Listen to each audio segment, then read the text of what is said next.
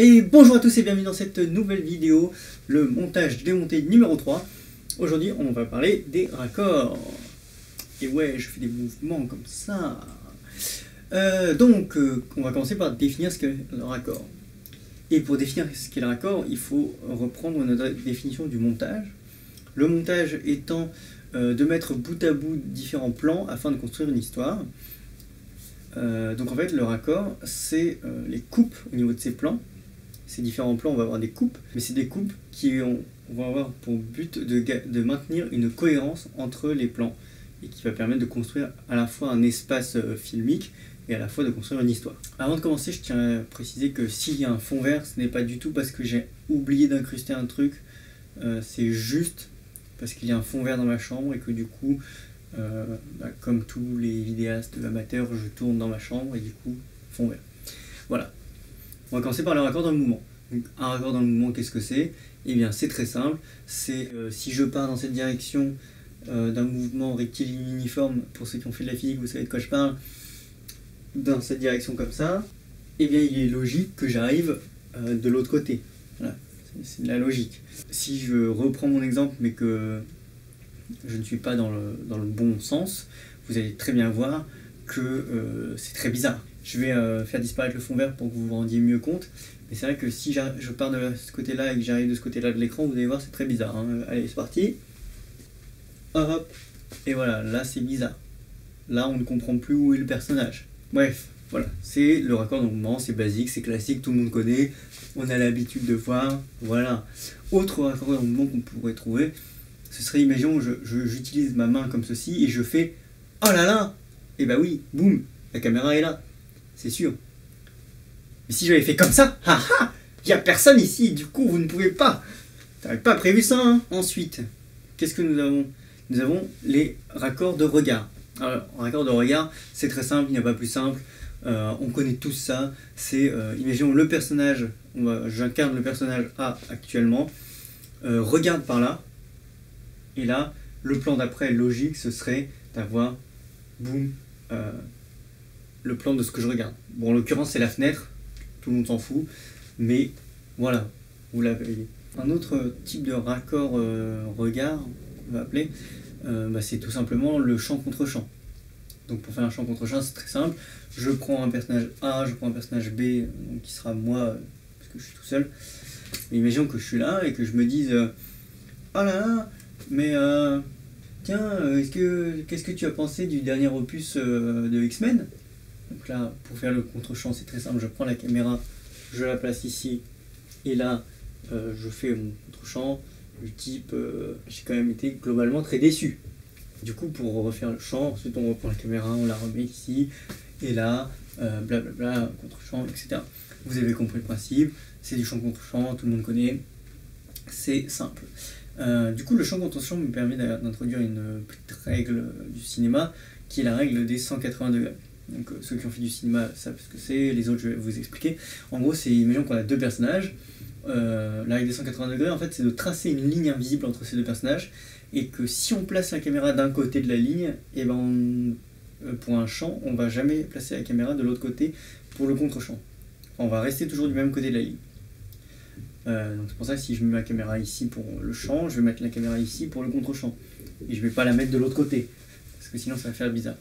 Bon, je vous le fais pour exemple, mais c'est plutôt à éviter, donc je vais reprendre le même dialogue. Tiens, qu'est-ce que tu as pensé du dernier X-Men? Oui, c'est vrai que X-Men, j'ai trouvé ça plutôt décevant. Hein, et donc voilà, on peut voir que à travers cet exemple, la règle des 180 degrés est une règle importante. Après, c'est une règle, mais on peut la dépasser dans certains cas. Si on essaye par exemple de créer une confusion entre les personnages. Le dernier type de raccord, c'est ce qu'on va appeler les raccords dans l'axe. Donc c'est très simple.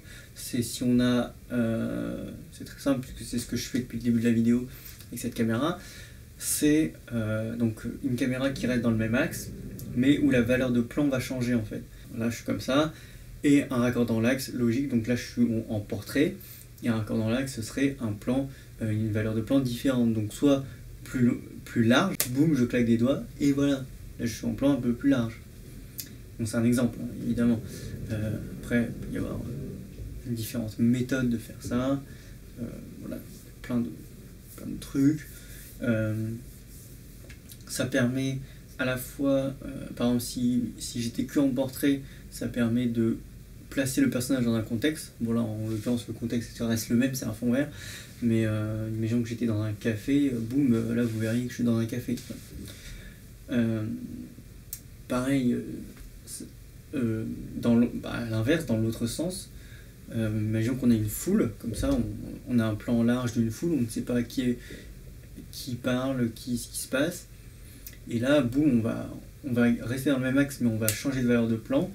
On va passer par exemple en portrait ou en plan plus rapproché. Et là, on va avoir, ça va mettre en avant notre personnage principal ou un objet quelconque, etc., etc. Ça me permet de mettre en avant des choses ou de placer les choses dans son contexte. Donc voilà pour ce qui est des utilisations. Je pense qu'on a fait globalement le tour pour ce qui est des raccords. Après, ce qui est très important dans le raccord, c'est donc, comme vous l'avez compris, c'est la cohérence de la scène et donc de l'histoire. Et pour garder cette cohérence à travers les différents plans, ce qui est très important aussi, c'est le son. Par exemple, si je change de valeur de plan comme ça plein de fois et que le son n'est pas raccord entre chaque truc, chaque valeur de plan, chaque plan différent, voilà, bah, ça va être bizarre. Vous allez vous dire, il est pas au même endroit en fait, c'est bizarre, je comprends pas. Et pareil, tu vois, si un moment, si sur un, imaginons on est sur un champ contre champ, sur un champ en ambiance, on a une ambiance de bar, et sur le contre-champ, on a une ambiance, je sais pas, de plage, bah, ça va faire bizarre, on va se dire, attends, le mec il est dans un bar ou il est à la plage? Je ne comprends rien. Voilà, donc après on peut aussi jouer là-dessus, c'est plein d'outils qui sont là pour servir l'histoire et servir votre film. Je voudrais revenir vite fait sur les faux raccords par rapport à ce que j'avais dit sur ma dernière vidéo, du fait que c'est vrai que j'avais abordé plus qu'est-ce que c'était les faux raccords, mais j'en avais pas trop abordé leur utilisation. Parce que c'est vrai que souvent les faux raccords, on considère ça comme une erreur ou une négligence du monteur, du script ou de l'accessoiriste, alors qu'en fait parfois ça peut servir l'histoire. Ça peut amener des éléments comiques, comme ça peut être un élément de narration. Je vais vous donner deux exemples. Dans mon film préféré Snatch, il y a un moment où il y a deux personnages qui discutent donc au téléphone, ils sont pas du tout au même endroit, il y en a un qui est chez son tailleur, et entre chaque plan, eh bien, il va changer complètement de costume. Alors que c'est complètement impossible, hein. Il se passe genre 2 secondes entre chaque truc. Du coup, on sait bien que c'est impossible, et du coup, techniquement, au niveau de la technique, on pourrait considérer ça comme un faux raccord, mais ça donne un effet comique un peu à la scène. Un autre exemple de faux raccord qui est un peu plus compliqué, et là, du coup, qui rentre en compte ce que j'avais dit par rapport au son, au mouvement, de ça, c'est une scène où en fait t'as Turkish et Tommy qui discutent, qui se rendent à un endroit, sauf qu'en fait, si on avait filmé vraiment tout leur trajet, ça aurait pris, je sais pas, 10-20 minutes, alors qu'en fait, dans la scène, ça prend 30 secondes, 1 minute. Et donc pour ça, en fait, ce qu'ils ont fait, c'est qu'ils ont gardé une cohérence au niveau du dialogue. Le dialogue se fait en continu, alors qu'en fait, au niveau de l'image, on va changer de lieu, on sent bien qu'ils ont changé de... Par exemple, ils vont passer de la voiture à un champ, sauf que ils ont le même discours. C'est-à-dire qu'ils vont commencer une phrase dans un lieu et finir, et genre l'autre va lui répondre dans l'autre lieu. Donc en soi, dans la réalité, c'est impossible, sauf s'ils se sont arrêtés de parler pendant 10 minutes entre chaque lieu, mais personne ne fait ça dans la vraie vie. Mais comme c'est au cinéma et que c'est dans une histoire, à la fois on comprend qu'ils se sont déplacés et qu'il y a eu une ellipse, à la fois on a bien compris qu'ils s'étaient pas arrêtés de parler. Donc c'est vraiment au cinéma qu'on peut faire ça. Dans la réalité, ce n'est pas possible, c'est très bizarre.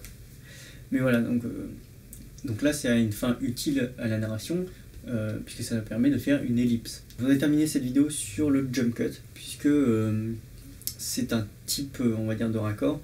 Et donc ma question, enfin ma réflexion, c'est, vu que sur internet on trouve ça à 90% du temps, Non, allez, j'exagère un peu, parce que maintenant il y a de plus en plus de qualité, donc c'est plus vraiment ça les proportions.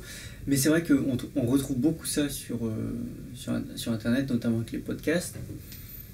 Et donc ma réflexion, c'était par rapport au fait que, est-ce que c'est par flemme des vidéastes, ou est-ce que c'est une question de pratique? Genre, est-ce qu'ils savent faire plein de trucs, mais ils ont la flemme de le faire? Ou est-ce que c'est juste parce qu'ils ne savent pas faire autre chose? Enfin, vu qu'ils ne savent pas monter, est-ce que du coup, ils se limitent à des jump cuts? Voilà, je me posais la question parce que c'est vrai que je trouvais que c'était quand même assez simple de faire 2 valeurs de plan d'une même scène, même avec une seule caméra, hein, je veux dire, t'as juste à faire 2 fois ce que tu fais. Donc voilà, c'est une question que je me posais, du coup je me suis dit que c'était bien de vous la poser, que vous y répondiez en commentaire si vous avez envie de participer à ce débat, me dire si vous êtes d'accord avec moi, si vous n'êtes pas d'accord, etc. Voilà, je me pose cette question, je vous la pose. Je pense que ça va être tout pour aujourd'hui.